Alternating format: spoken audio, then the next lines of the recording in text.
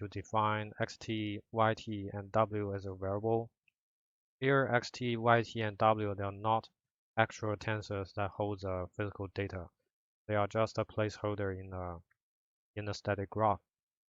Then you define y hat and cost.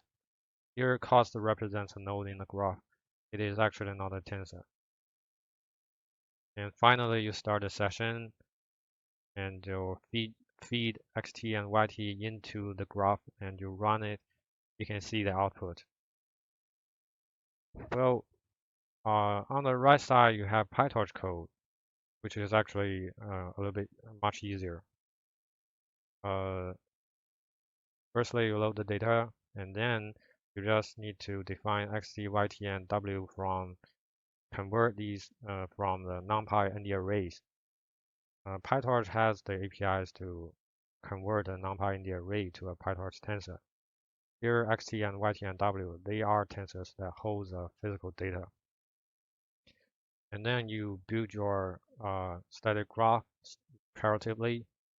And when the Python code runs to line 16, you already got the value of cost. Here I'll give a brief introduction on PyTorch AutoGrad. AutoGrad is a package that provides automatic differentiation for all the operations on tensors. At the very beginning of PyTorch, it has two separate concepts of tensor and variable. At that time, tensor represents a data buffer, and variable is a container in the graph. That is to say, no matter what the real data looks like, its mathematical representation for the derivative is all the same. Since PyTorch 1.0, the concept of tensor and variable has been blinded.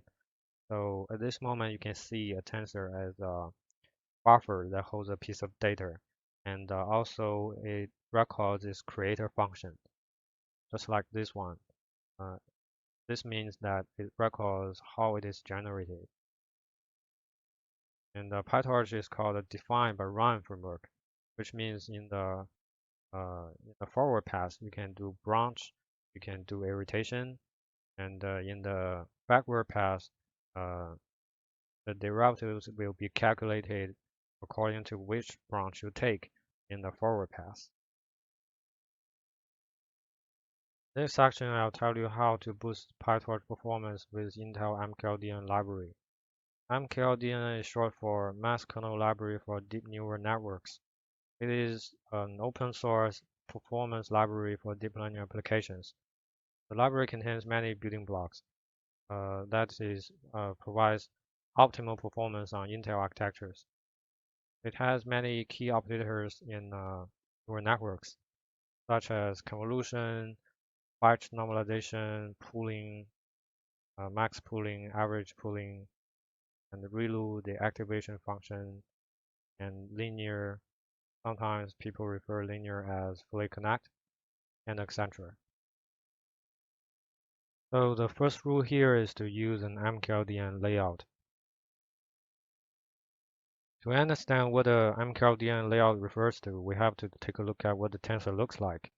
A tensor actually has many attributes, such as the sizes. Here, the size it is a three-dimensional tensor with the sizes of depth, height, and width, and the strides as described here. From the strides, you can see the information that whether it is a contiguous tensor or a non-contiguous tensor. Well, this one is contiguous.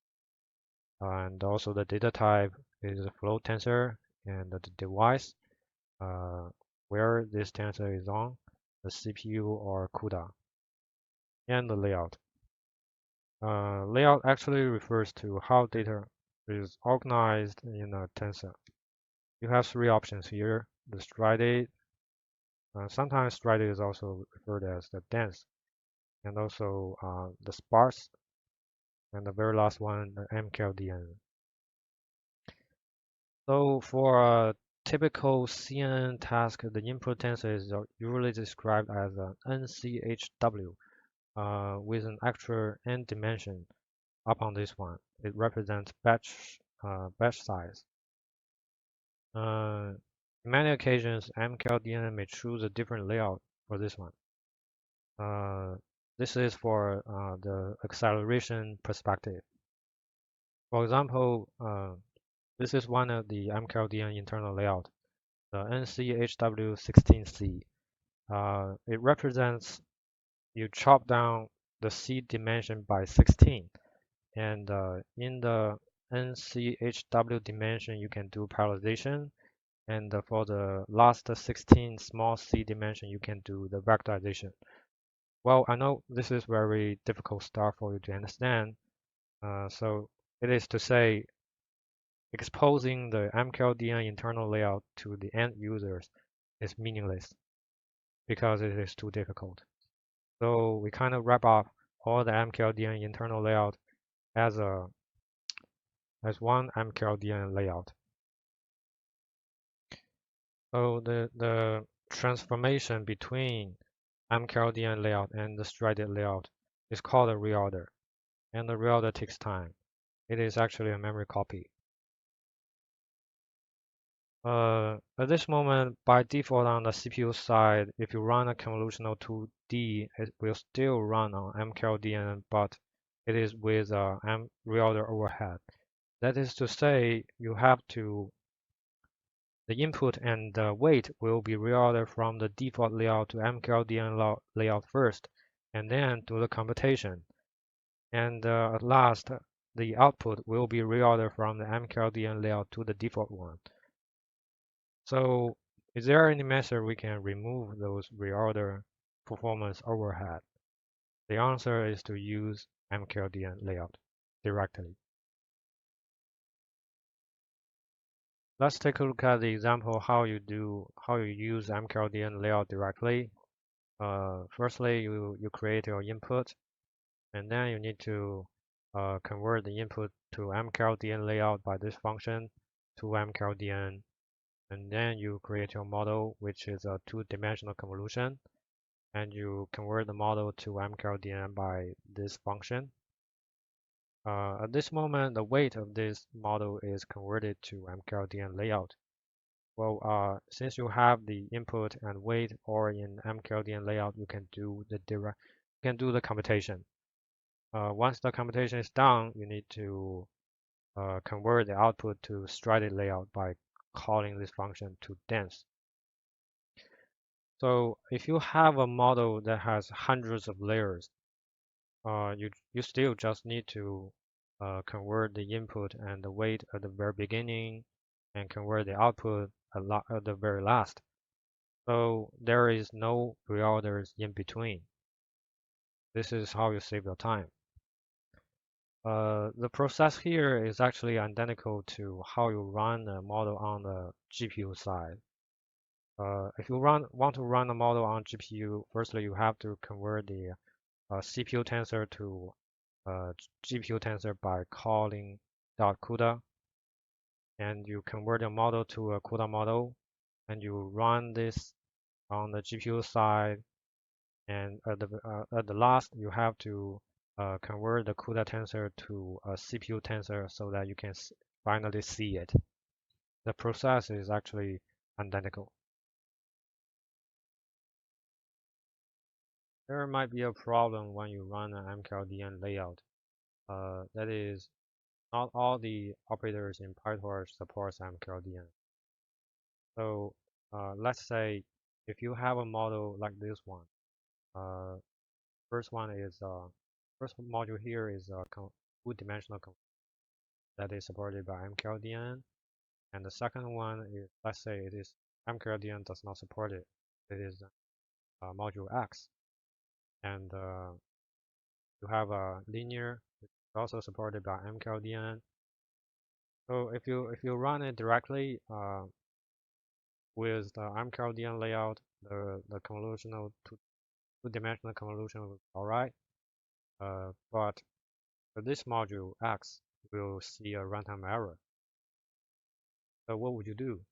And convert the input to module X to the dense layout by calling to dense, and you can convert the output of X back to MKLDN finish the rest of the model.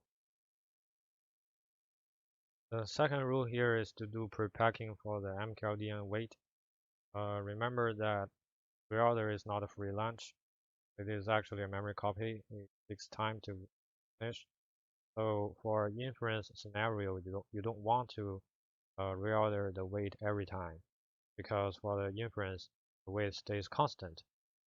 So you can do the prepacking of the mKLDN weight at the very beginning, and it will be performance beneficial.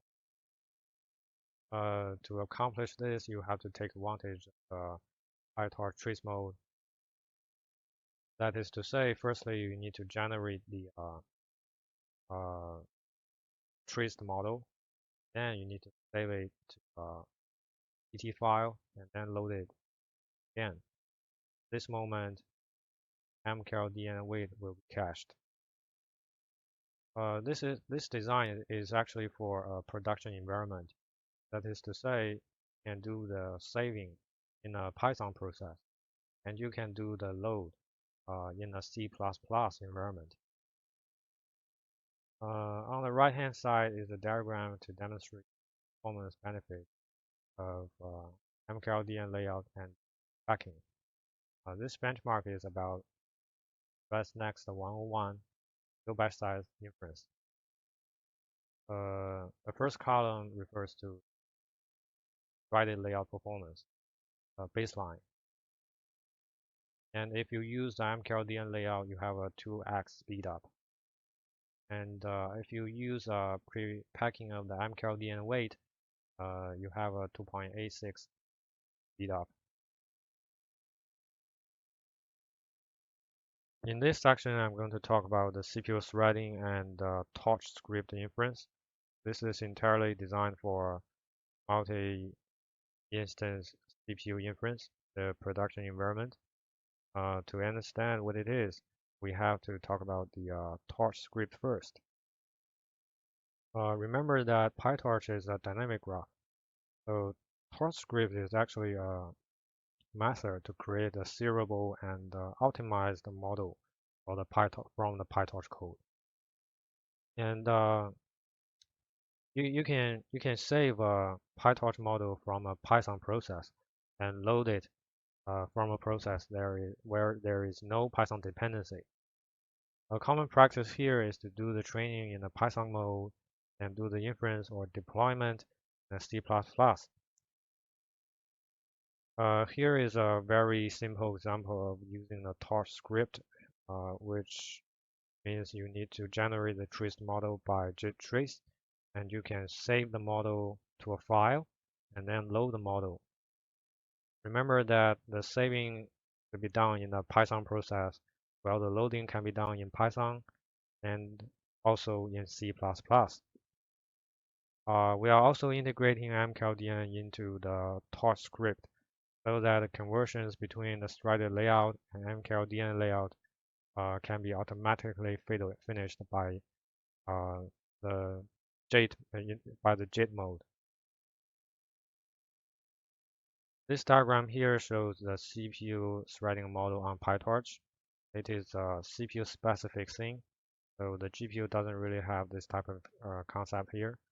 On PyTorch, it has two levels of parallelism. The first level is an inter-OP parallelism, which means you want to run multiple inference tasks sharing the same threading pool. Each one of the thread here handles one of the inputs. It is a task level parallelism. And the next level is a intra-OP parallelism. The backend here can be OpenMP or TBV. The intra-OP parallelism handles the computations, which includes the element-wise operations on large tensors, convolutions, gems, embedding tables, and many others. The intra-OP parallelism is the data level parallelism. Here is a solid example of how you can run a multiple inference task together using the torch script. In this example, Each of the thread invokes a JIT interpreter that executes a sequential operators one by one. You need to synchronize those tasks manually. So that is to say, the inter-level parallelism is handled by the programmer, and the intra-OP parallelism, I mean the computation part, is taken care of by the framework. Here, the API, the name of the API here is actually a little bit confusing because it says fork, but actually it is not process used here, it is thread. So a better name here might be spawn. In this section, I'm going to share some of the performance PKMs on CPU of PyTorch. So first things first, you have to know your CPU. How many sockets you have, how many cores on each socket. Do you have hyperthreading and whether it is enabled? Which cores are the physical cores? Typically, you can get all those informations on the Linux system with lscpu command. This is an example of Xeon 8180 CPU. You can see you have two sockets here, and each of the socket has 28 cores. Each cores have two threads, which means that the hyperthreading is on. And from the OS that you see 112 CPUs, and you have two NUMA nodes.